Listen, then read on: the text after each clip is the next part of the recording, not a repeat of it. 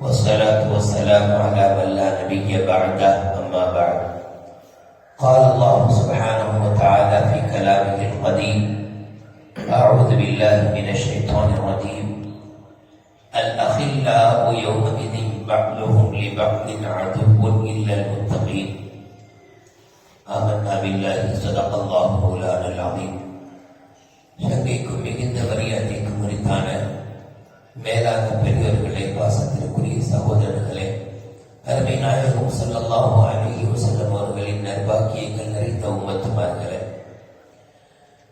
இந்த உலகத்தில் அல்லாஹ் நமக்குள் ஏற்படுத்தியிருக்கும் பந்தங்கள், உறவுகள், நட்புகள், இவைகள் அல்லாஹுக்காக வேண்டி அல்லாஹ் சொன்னதின் பிரகாரம் இறையச்சத்தின் அடிப்படையில் இருந்தால் இந்த உறவுகளும் நட்புகளும் நாளை மறுமையிலும் தொடரும்.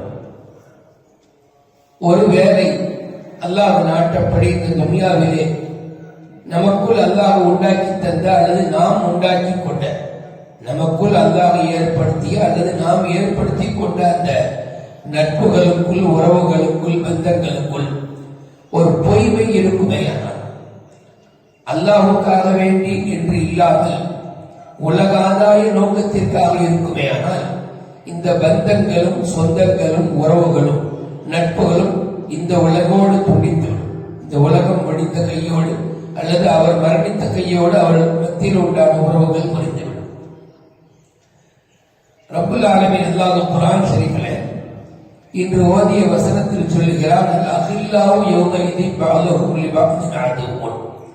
இந்த உலகத்தில் நண்பர்களாக இருந்தவர்கள் கியாமத் நாளையில் ஒருவர் அடுத்தவருக்கு விரோதியாக மாறி போவார்கள் என்று அல்லாஹ் சொல்கிறார். நண்பர்கள் விரோதிகளாக மாறுவது என்பது எதை குறிக்கிறது, எதை நமக்கு சொல்லித் தருகிறது என்று சொன்னால், இந்த துன்யாவில் நாம் ஏற்படுத்திக் கொள்ளக்கூடிய நட்பு என்பது, பழக்கம் என்பது, அது ரப்புக்காக வேண்டி இருக்க வேண்டும். உலக ஆதாயத்திற்காக வேண்டி இருக்கக்கூடாது. இவர் அவரை சந்தோஷப்படுத்துகிறார் தன்னுடைய நண்பர் என்பதற்காக, அவர் இவரை சந்தோஷப்படுத்துகிறார் தன்னுடைய ஃப்ரெண்ட் என்பதற்காக. ஆனால் இந்த சந்தோஷப்படுத்துதல் என்பதிலே உலக ஆதாயங்களோ அல்லது பாவங்களோ இருக்கக்கூடாது. இருந்தால் அது எந்த வகையிலும் பயன் தராது. இந்த ஆயத்துக்குள்ள நான் ஒரு வசனத்தை உங்களுக்கு ஓதினேனே, அதற்கு விளக்கம் சொன்னானே. நண்பர்கள் நாளை மறுமை நாளையில் ஒருவர் அடுத்தவருக்கு விரோதிகளாக இருப்பார்கள் என்று சொன்னேனே. இந்த ஆயத்தினுடைய சபபுன் நுஸூல், அதாவது இறங்கிய நோக்கத்தை நமக்கு முஃபஸ்ஸீரீன்கள், விளக்க உரையாளர்கள் குறிப்பிடுகிற போது சொல்வார்கள்: உமையா என்றொரு, உக்பா என்றொரு இரண்டு நண்பர்கள் இருந்தார்கள் மக்காவில். ஒருவர் பேர் உமையா, மற்றொருவர் பேர் உக்பா. நபி ஸல்லல்லாஹு அலைஹி வஸல்லம் நேரத்தில் அந்த ஏகத்துவ பிரச்சாரத்தை துவக்கி இருக்கிறார். நபியாக அனுப்பப்பட்ட ஆரம்ப கட்ட நேரம். இந்த உக்பாவும் உமையாவும் நண்பர்கள். அப்ப உக்பா அடிக்கடி நபிகள் நாயகம் ஸல்லல்லாஹு அலைஹி வஸல்லம் சபையில் வந்து அமர்ந்து விட்டு செல்வார். யதார்த்தமாக ஏதோ ஒரு விஷயம் சொல்றாரு முஹம்மது ஸல்லல்லாஹு அலைஹி வஸல்லம், என்ன சொல்றாங்க கேட்போம் என்று அப்படி வந்து போவார், கடந்து போவார், உட்கார்ந்து போவார். இத குறைஷிகள் சில பேர் என்ன செஞ்சாங்க அப்படின்னா, அந்த உமையா இடத்துல போய் சொன்னாங்க, ஒரு ஃப்ரெண்டு மதம் மாறிட்டார், அவர் முகமதுடைய மார்க்கத்துக்கு போயிட்ட மாதிரி தெரியுது, சபையில் அங்க அடிக்கடி போய் உட்கார்றாருன்னு சொல்லி அந்த ரெண்டு பேருக்குள்ள உள்ள அந்த நட்பை வந்து பிரிக்கிறதுக்கு ஒரு ஐடியா ஒருத்தர் பண்ணிட்டு போயிட்டார். உடனே இந்த உமையா என்ன செஞ்சாருன்னா, தன்னுடைய அந்த நண்பர் உக்பாவுக்கு தன் வீட்டில் ஒரு சிறிய ஒரு விருந்தை ரெடி பண்ணி, அந்த விருந்தின் போது சொன்னாரா, இந்த மாதிரி நான் கேள்விப்பட்டேன், முகமதுடைய சபையில் சென்று அமர்கிறாயாமே.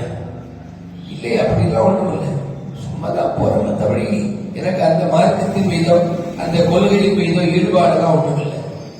இல்லை, என்னால் அதை நம்ப முடியல. நீ எனக்கு உண்மையான நண்பனா இருந்தா அடுத்த தடவை முகமது ஸல்லல்லாஹு அலைஹி முகமதை பார்க்கிற போது அவர் முகத்தில் நீ காரி உமிழ வேண்டும், அப்பதான் நான் உங்க நண்பன் நம்புவேன் சொன்னாங்க. அதனால என்ன நான் செஞ்சிடறேன் அப்படின்னு தன்னுடைய நண்பனை திருப்திப்படுத்துவதற்காக வேண்டி அடுத்த முறை நபிகள் நாயகம் ஸல்லல்லாஹு அலைஹி வஸல்லம் சந்திச்ச போது அது மாதிரி காரி உமிழ்ந்து விட்டார், எச்சித்து போயிட்டார். இப்ப நபி ஸல்லல்லாஹு அலைஹி வஸல்லம் அவரை பார்த்து சொன்னாங்க, இவர் அடுத்த போரில், அடுத்து நடக்கக்கூடிய போரில் கொல்லப்படுவார்னு சொன்னாங்க. பத்ர் போரில் அந்த உக்பத் இப்னு அபீ முஅய்த் கொல்லப்பட்டார் என்று வரலாறு பேசுகிறது. இந்த சம்பவத்தை முன்னிட்டு அல்லாஹ் இந்த ஆயத்தை இறக்கி சொன்னான், இந்த உலகத்தில் நண்பர்களாக இருப்பவர்கள் மறுமையில் விரோதிகளாக ஆகி போவார்கள். அப்ப உலகத்திலே நல்ல நட்போடு இருக்கக்கூடியவர்கள், அல்லாஹ் ரசூலுக்காக வேண்டி பழகக்கூடியவர்கள், நன்மைகளிலே ஒருவருக்கு ஒருவர் ஒத்தாசையாக இருக்கக்கூடியவர்கள், தீமைகளிலே ஒருவர் அடுத்தவரை தடுத்திருக்கக்கூடிய நண்பர்கள் மறுமையிலும் நண்பர்களாகவே நீடிப்பார்கள். ஆச்சரியம்! இந்த உலகத்தை போலவே ஒரு உலகமும் அமைந்திருக்கும். நாம நினைக்கிறோம் அது ஒரு வகையான உலகம், அது அவர் ஓடுவாரை குர்ஆனில் வரத்தான் செய்யுது. யௌம யஃபிருல் மர்உ மின் அகீஹி வ உம்மிஹி வ அபீஹி என்று வருகிறது. ஒரு மனிதன் தன்னுடைய தாயை பார்த்து தந்தையை பார்த்து ஓடுவார். அது எப்பொழுது என்று சொன்னால், இந்த உலகத்தில் அல்லாஹ் சொன்ன பிரகாரம் வாழாத பட்சத்தில், இந்த உலகத்தில் அல்லாஹ் ரசூல் சொன்னதின்படி வாழ்ந்து மரணித்திருந்தால் அங்கே ஓடுவதற்கு வேலை இல்லை. அங்கே அல்லாஹ் இங்கே இருப்பது போல அங்கேயும் ஒன்று சேர்த்து விடுகிறார். நண்பர்களுக்கு மத்தியில் அல்லாஹ் நட்பை ஏற்படுத்துகிறார். அப்போ இந்த நட்பு இருந்து பார்த்தீங்களா, பழக்கம். நாம நினைக்கிறோம் அப்படியே டீ கடையில பழகிறோம், ஒரு முறை பார்த்தோம், சிரிச்சோம், அப்படியே அடிக்கடி சந்திக்கிறோம், இது ஒரு யதார்த்தமாக ஏற்பட்ட மாதிரி நினைக்கிறோம். இது அல்லாஹ் ஏற்படுத்துகின்ற ஒரு உணர்வு. இந்த உணர்வுக்குள் இருக்க வேண்டியது என்ன தெரியுமா? நான் அல்லாஹ்வுக்காக இவரோடு பழகிறேன்.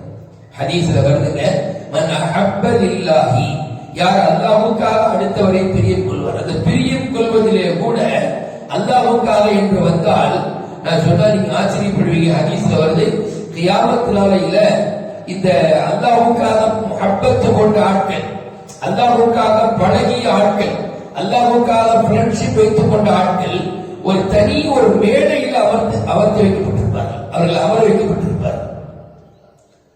நபிமார்கள் சுஹதாக்கள் எல்லாம் பார்த்து, இவங்க யாரு, ரொம்ப ஸ்பெஷலான ஒரு அந்தஸ்தில் இருக்கிறாங்க, இவங்க என்ன செஞ்சிருப்பாங்க, இவங்கள்ட்ட என்ன ஸ்பெஷல் அமல் உலகத்தில் நடந்திருக்கும் என்றெல்லாம் யோசித்துக் கொண்டிருக்கிற போது அங்கே சொல்லப்படுமா, இவர்கள் அல்லாஹ்வுக்காக வேண்டி துனியாவிலே பழகியவர்கள். பாருங்க, இதெல்லாம் ஒரு அமல் மாதிரி தெரியாது.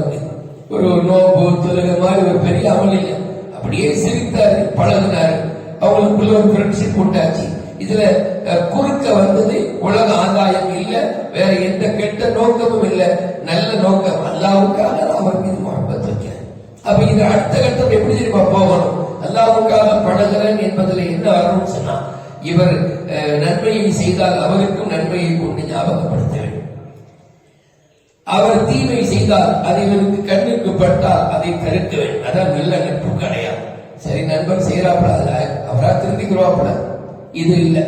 நல்ல நட்பு என்பது அதான். இந்த ஆயத்தினுடைய விளக்கத்துல இப்படி ஒரு விளக்கம் வருது. நாளைக்கு ரெண்டு முஃமினான நண்பர்கள் மறுமையில் அல்லாஹ்வுக்கு முன்னால் வரும்போது, உலகத்திலே முஃமின் நண்பர்களாக இருந்தவர்கள் ஒருவர் மௌத்தான பின்பு அல்லாஹ்விடத்திலே சொல்கிறாராம், அல்லாஹ்வே, என்னுடைய நண்பர் எனக்கு நல்லதை கொண்டு ஏவினார், தீயதை தடுத்தார், எனவே எனக்கு சங்கை செய்தது போல அவருக்கும் நீ சங்கை செய் என்று இவர் அல்லாஹ்விடத்திலே சொல்வார் என்றெல்லாம் தஃசீருல் குர்துபி போன்ற நிறைய தஃசீர்கள் செய்திகள் காணப்படுகிறது. இஸ்லாமிய பெரியவர்களே, அப்படியானால் நாம் பழகிற அந்த பழக்கத்தை கூட, நாம பழகுகிற அந்த பழக்கத்தை கூட அல்லாஹ்வுக்காக வேண்டி என்று வைத்துக் கொண்டார். அது ஒரு பெரிய ரிஸ்க் எல்லாம் இல்லை. என்னங்க எல்லாத்திலையுமே அல்லாஹ்வுக்காக, அது ஒரு பெரிய ரிஸ்க் ஒன்றும் இல்லை. நாம பேசுறோம், சலாம் சொல்றோம், பார்க்கும் போது சிரிக்கிறோம், இதுலயே அப்படி நாலு நல்ல விஷயத்தை சொல்றது, நாம தொழுவற மாதிரி அவரையும் தொழுவாங்க அப்படின்னு சொல்லி கூப்பிடுறது, அவர் வராவிட்டால் பரவாயில்லை, அவருக்காக நம்ம துவா செய்வது, இப்படி இது இப்படி இருக்கிற இந்த நட்பு தான் இருக்கு.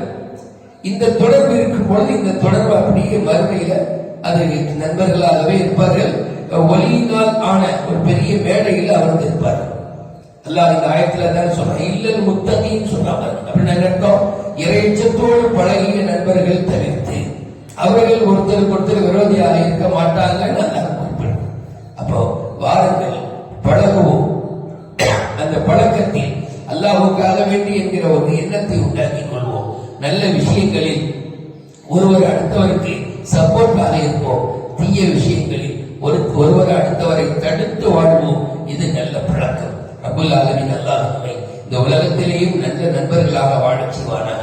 மறுமையிலேயும் அல்லாஹ் நல்ல நண்பர்களாக நம்மை அங்கே சொர்க்கத்தில் ஒன்று சேர்ப்பானாக. ஆமீன் ஆமீன் யா ரப்பல் ஆலமீன். அஸ்ஸலாமு அலைக்கும் வரஹ்மத்துல்லாஹி வபரகாத்துஹு.